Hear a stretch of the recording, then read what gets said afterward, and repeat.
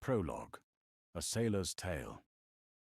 I've spent 43 years at sea, and I've seen things that would make landlubbers think twice about their romantic notions of maritime adventure. I've weathered storms that turned the ocean into a churning hell. I've sailed through fog so thick you couldn't see your own hand. And I've heard stories in every port from Singapore to Reykjavik that would curl your hair. But of all the tales I've encountered in my decades of seafaring, none has haunted me quite like the story of the SS Baychimo. You see, the ocean has a way of keeping its secrets. Ships disappear all the time, swallowed by storms, claimed by ice, lost to human error. But every once in a while, the sea tells a different kind of story. A story that defies everything we think we know about ships, survival, and the natural order of things. The Baychimo is one of those stories. I first heard about her in 1962, sitting in a dingy bar in Nome, Alaska. An old Inuit trader told me he'd seen her, just the year before, drifting silently through the ice fields, her hull scraped and battered, but still afloat. "Nobody aboard," he said, staring into his whiskey.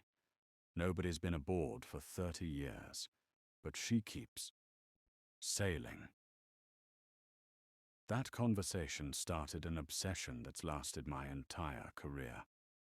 I've pieced together this story from ship logs, newspaper archives, interviews with survivors and witnesses, and my own knowledge of what the Arctic does to men and vessels. This is the story of the Baychimo, the ghost ship that refused to die. Chapter 1. A ship built for commerce. The Baychimo wasn't born to be a legend. She was built in 1914 in Sweden, a sturdy steel-hulled cargo steamer of 1,322 tons, measuring 230 feet from stem to stern. Originally christened Angermanelfen, she was designed for the Baltic trade routes, reliable, unremarkable, the kind of vessel that makes money by showing up on time and carrying cargo without complaint. But the First World War had a way of reshuffling the deck. By 1921, she'd changed hands and names, eventually being purchased by the Hudson's Bay Company, the venerable trading concern that had been doing business in the Canadian North since 1670. They renamed her Baychimo after a local indigenous name and put her to work on one of the most demanding routes imaginable, the fur trade run along Alaska and Canada's northern coast.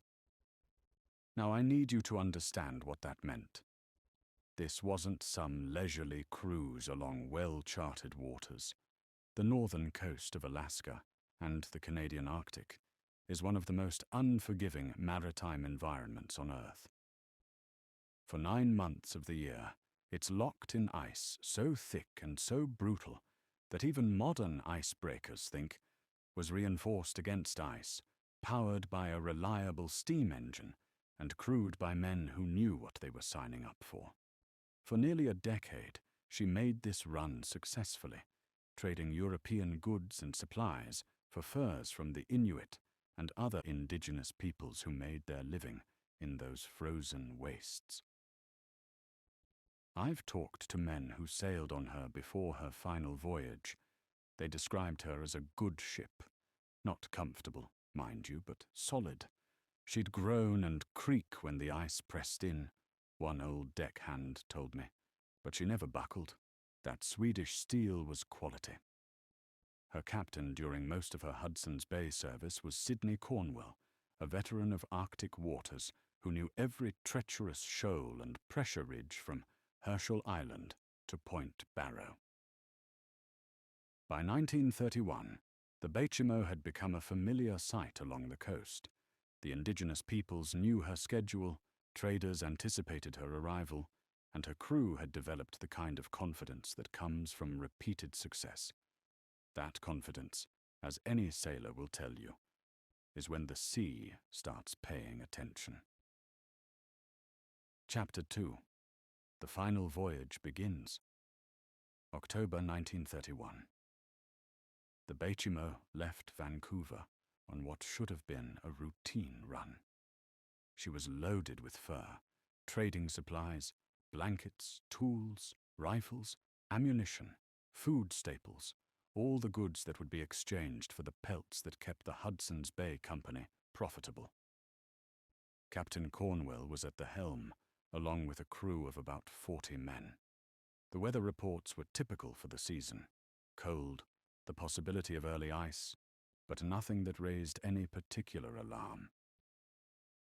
They made their way north through the Inside Passage, around the Aleutian Chain, and up along the Alaskan coast. The trading posts along the route were expecting them. Everything was going according to plan. They conducted their trades at various stops: Point Hope, Icy Cape, Wainwright, gradually filling their hold with furs while offloading supplies. But the season was getting late. Any captain who's sailed those waters knows that October is when you start checking your calendar more than your charts. The ice can come in fast, faster than you'd think possible. One day you've got open water. The next day, pressure ridges are forming, and pack ice is closing in like a fist.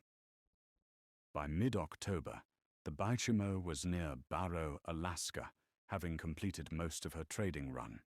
The hold was full of valuable furs, pelts worth $1 million in 1931 dollars, which is close to $20 million in today's money. That's a fortune in any era, and every man aboard knew they were carrying it. That's when the ice arrived. I've been caught in pack ice once in my career, off the coast of Greenland, and it's something you never forget. It doesn't announce itself with fanfare.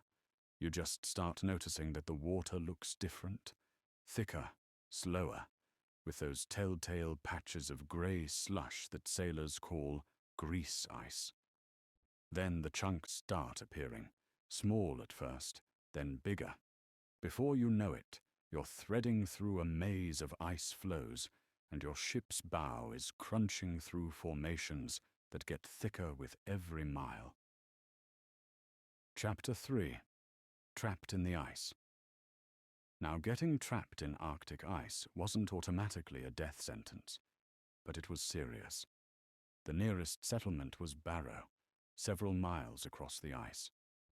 The Baychimo had supplies, she had heat, and she had an experienced crew. The plan was to wait it out, see if the ice might shift and release them, and if not, hunker down for the winter. For 3 weeks they waited. The ice held firm. Temperatures plummeted.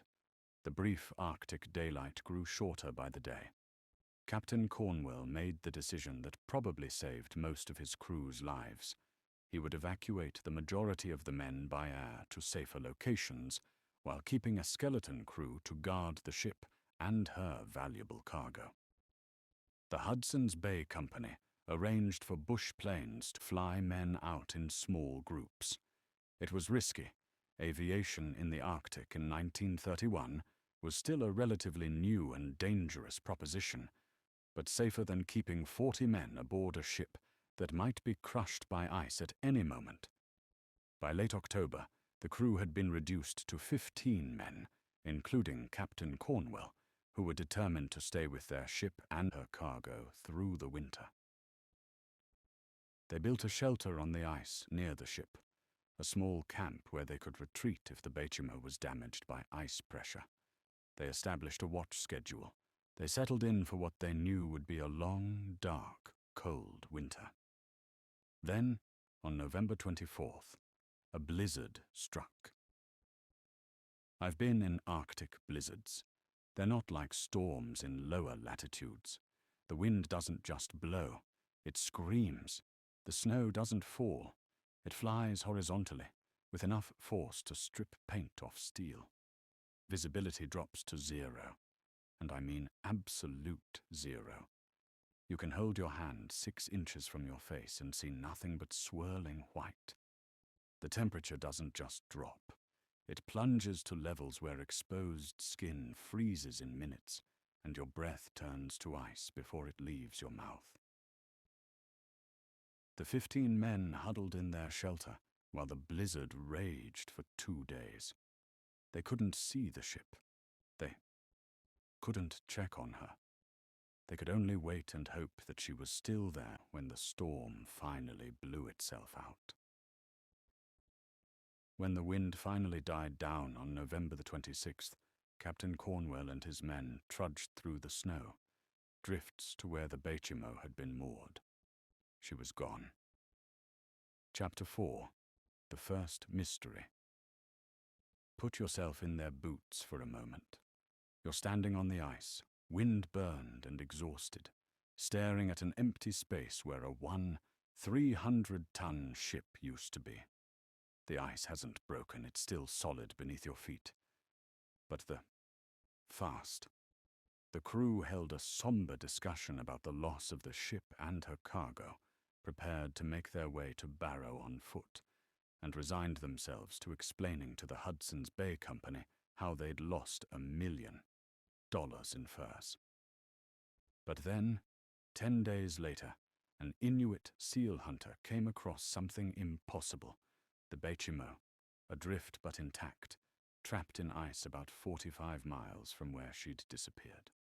Captain Cornwell and his men made their way across the ice to their ship. She was battered, the storm had, obviously knocked her around, but she was afloat, and her hull was sound. More importantly, the cargo was still secured in her hold. It was like finding something you'd buried come back to life. They reboarded, took stock of the damage, and assessed their options. The ship was still trapped in ice, but now she was farther from shore and in a more precarious position. The company, hearing about the situation, sent a representative to inspect and make a decision about the ship's fate. In late November, that representative arrived and made his assessment. The Hudson's Bay Company's official position was that the Baychimo was done for. The ice would crush her eventually, or she'd be trapped until spring, and then sink when the thaw came. The insurance claim was being filed. The cargo was too valuable to leave, so it would be removed. But the ship herself?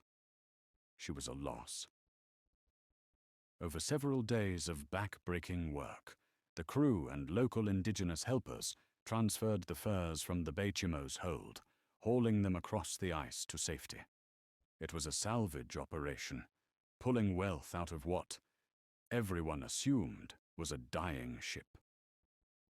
When the last bundle of pelts was removed, Captain Cornwell took one final walk through his vessel. He knew ships and he knew ice. Everything in his experience told him the Baychimo would be crushed to splinters or sunk before the winter was out. He and his remaining crew abandoned her on November 30th, 1931, leaving her locked in the ice 45 miles offshore. As far as the Hudson's Bay Company, the insurance underwriters, and maritime authorities were concerned, the SS Baychimo was finished. Her last position was logged, her loss was recorded, and everyone moved on. The Baychimo had other plans. Chapter 5. The Ghost Ship Emerges. March 1932, just a few months after she was abandoned. A group of indigenous travelers spotted a ship moving through the broken pack ice near the coast. When they got close enough, they recognized her, the Baychimo, sailing herself with no one at the helm. This was the first of what would become dozens, maybe hundreds of sightings over the next 4 decades. The Baychimo had become a ghost ship, and the Arctic had become her eternal cruising ground. But the Arctic doesn't follow the rules of temperate waters. Up there, Ships can become frozen into ice floes that move with the currents. An ice-locked ship can drift hundreds of miles, carried along by the pack ice like a fly, in amber. When the ice breaks up in summer, that ship might float free again, only to be trapped again when winter returns. This cycle can repeat for years. Still, even accounting for that, the Baychimo's survival was extraordinary. She wasn't just surviving, she was traveling. Sightings came from different areas of the Arctic, sometimes hundreds of miles apart. She was spotted off Alaska, off Canada's northern coast, in the Beaufort Sea, even as far east as the Chukchi Sea. In 1933, a group of Inuit people actually boarded her and spent several days aboard during a storm, using her as shelter. They reported that while she was battered and her superstructure was damaged, her hull was still watertight. There were still supplies aboard. She was like a floating time capsule, abandoned, but not dead. That same year, some Alaskan explorers also boarded her, but a sudden ice shift forced them to abandon ship quickly. They reported the same thing, damaged but intact, floating when by all logic she should have sunk years ago. The Baychimo had become famous. Newspapers picked up the story. She was the ghost ship of the Arctic, the ship that wouldn't die, the Arctic Phantom. Every new sighting made headlines. People became obsessed with her. Some wanted to salvage her, others just wanted to see her, and a few hardy souls actually tried to claim her as salvage. Chapter 6. The Failed Captures. Here's what you need to understand about salvage law. An abandoned ship in international waters can be claimed by anyone who successfully salvages her. The Baychimo, abandoned by her owners and adrift, was legally up for grabs. That million-dollar cargo might have been removed, but the ship herself was still valuable. Steel, machinery, fittings. Even as scrap, she was worth a small fortune. So people tried. Lord, how they tried. In 1933, a salvage crew managed to get aboard and actually started preparing to tow her. They spent several days working on her, rigging tow lines, checking her seaworthiness. Then the ice closed in again, and they had to abandon the attempt. The Baychimo drifted away, while they watched helplessly from the shore. In 1939, a group of Inuit hunters boarded her in the Beaufort Sea. Same story. The ice shifted, and they barely made it off before she was carried away again. It was as if the ship was actively refusing to be captured, using the ice as both shield and transport. The pattern repeated throughout the 1930s and 1940s. Someone would spot her, approach her, sometimes even board her, and then the ice or weather would intervene. She was like a mirage, tantalizingly close, but always just out of reach. Each failed attempt added to her legend. The Baychimo was developing a reputation among the indigenous peoples and Arctic sailors. Some called her cursed, others called her blessed. The Inuit had their own theories about her. Some believed she was protected by spirits, others thought she was a warning about respecting the ice. Among the white sailors and whalers, she became a sort of good luck charm. If you spotted the Baychimo, you'd have a successful season. If you tried to claim her and failed, well, at least you had a story to tell. Chapter 7. The War Years and Beyond. When World War II came, even the Arctic wasn't entirely untouched. Military vessels patrolled these waters, submarines probed beneath the ice, and weather stations were established on remote shores. During these years, the Baychimo was spotted several times by military personnel. A sailor on a U.S. Navy patrol vessel reported seeing her in 1943, locked in ice about 70 miles offshore from Point Barrow. His description matches dozens of others. Battered superstructure, hull still sound, drifting silently through her frozen domain. The Navy logged the sighting, but made no attempt to investigate. They had a war to fight, and chasing a ghost ship wasn't on their agenda. After the war, sightings continued into the 1950s and 1960s. She was seen in 1962 by Inuit fishermen. In 1969, a group in a helicopter spotted what they believed was the Baychimo trapped in pack ice along the coast of Alaska. Each sighting was logged, adding to the growing file on this impossible ship. What's fascinating is how consistent these sightings were. Witnesses from different times and places, people who had no connection to each other, all described the same thing. A steel-hulled steamer, clearly damaged but afloat, drifting through the ice. The details matched the Baychimo's known characteristics: her size, her profile, her coloring. But by the late 1960s, something was changing. The sightings were becoming less frequent. The ship that had been spotted regularly for nearly 4 decades was starting to disappear for longer periods. Chapter 8. The final sighting. The last confirmed sighting of the Baychimo came in 1969, 38 years after she was abandoned. A group spotted her trapped in ice between Point Barrow and icy Cape Alaska, not far from where her odyssey had begun. She was still afloat, still recognizable, still refusing to give up the ghost. And then, nothing. No one has seen the Baychimo since 1969, despite numerous attempts to locate her. Modern technology, satellite imaging, improved ice-breaking ships, GPS navigation should have made finding her easier.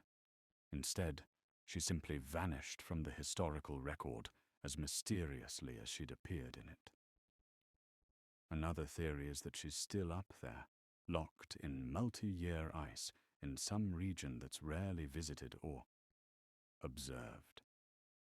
The Arctic is vast, over 5.4 million square miles, and much of it remains unexplored. A single ship, even one as distinctive as the Baychimo, could easily remain hidden in the pack ice, frozen solid and invisible to aerial observation. Some believe she finally ran aground on some remote shore, gradually being buried by snow and ice, her steel bones slowly rusting away in some unnamed inlet where no one goes. The Arctic coastline is dotted with wrecks, some known, many not. She could be one of them now. And then there are the romantic theories, the ones sailors like me secretly hope might be true, that she's still out there, still drifting, still refusing to die, that somewhere in the vast frozen reaches of the Arctic Ocean, the Baychimo continues her eternal voyage, a ghost ship that will never rest. Chapter 9. The Legacy. In 2006, the Alaskan government launched a project to locate the Baychimo. They compiled all known sightings, analyzed drift patterns, consulted with indigenous elders who remembered seeing her, and used modern technology to search likely areas. Despite their efforts, they found nothing. The ship had vanished as thoroughly as if she'd never existed. But her legend hasn't vanished. The Baychimo has become part of maritime folklore, mentioned in the same breath as the Mary Celeste and the Flying Dutchman. Books have been written about her, documentaries filmed, and countless articles published. She's become a symbol of the Arctic itself, beautiful, mysterious, dangerous, and ultimately unknowable. I think about her often, especially when I'm at sea. The ocean has taken so many ships over the centuries. Good ships, crewed by good sailors, lost with all hands to storms or ice or simple bad luck. Most of them sank quickly, their crews barely having time to send a distress call. They're gone, remembered only on memorial plaques and in maritime records. But the Baychimo? She refused to go quietly. For 38 years she sailed on, crewless and abandoned, surviving in one of the most hostile environments on Earth. She outlasted ships that were newer, better, maintained, and actively crewed. She became more than a ship. She became a story, a legend, a mystery that will probably never be fully solved. Epilogue. A Sailor's Reflection. I'm an old man now, and I'll be leaving the sea soon. 43 years is long enough for any career, but I've seen too much in my life to dismiss the impossible out of hand. The ocean doesn't play by our rules. It keeps its secrets and reveals them on its own schedule. And there's a part of me, the part that became a sailor in the first place, that believes the Baychimo is still out there. Maybe she's locked in ice, waiting for the right storm to break her free. Maybe she's frozen solid in some remote bay, her outline hidden by snow and time. Or maybe, just maybe, she's still sailing, still drifting through the ice fields, still refusing to surrender to the sea that's claimed so many others. I like to imagine her on dark nights, when the northern lights dance across the Arctic sky. I see her in my mind's eye, the Baychimo, her hull scarred and battered, her superstructure damaged by decades of ice and storms, but still afloat, still moving with the pack ice, still sailing her endless voyage through the frozen north. She's become more than a ship to me. She's become a reminder that the world still holds mysteries, that not everything can be explained or captured or controlled. In an age of GPS and satellite tracking, where every ship's position is known to the meter, the Baychimo represents something we've largely lost: the unknown, the unexplained, the genuinely mysterious. Some ships are remembered for their speed, others for their beauty, and still others for their tragic ends. The Baychimo is remembered for her tenacity, her refusal to accept defeat, her impossible survival against all odds. She's a testament to the fact that sometimes the sea allows something to endure, not because of human intervention, but despite it. Captain Cornwell died in 1969, the same year as the last confirmed sighting of his ship. I wonder if he knew, somehow, that she was still out there. I wonder if he took some satisfaction in the fact that the ship he'd been forced to abandon had refused to die.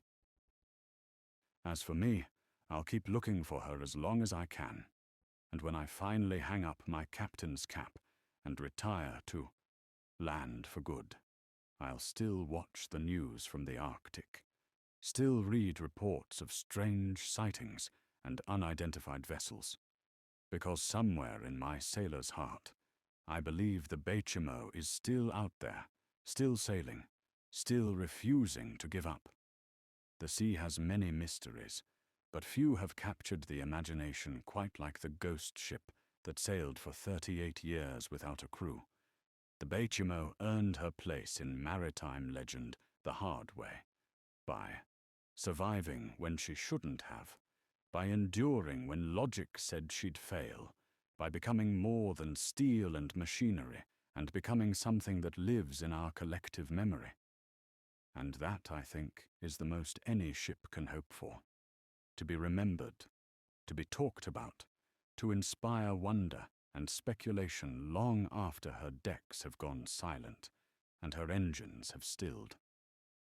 The Baychimo achieved something that no amount of cargo carried or miles sailed could match. She achieved immortality, not through success, but through her stubborn, inexplicable refusal to die. So here's to the Baychimo, wherever she may be. May she rest in peace if she's at the bottom of the Arctic Ocean, or may she sail on if she's still out there somewhere, still drifting, still surviving, still refusing to surrender to the ice. The end.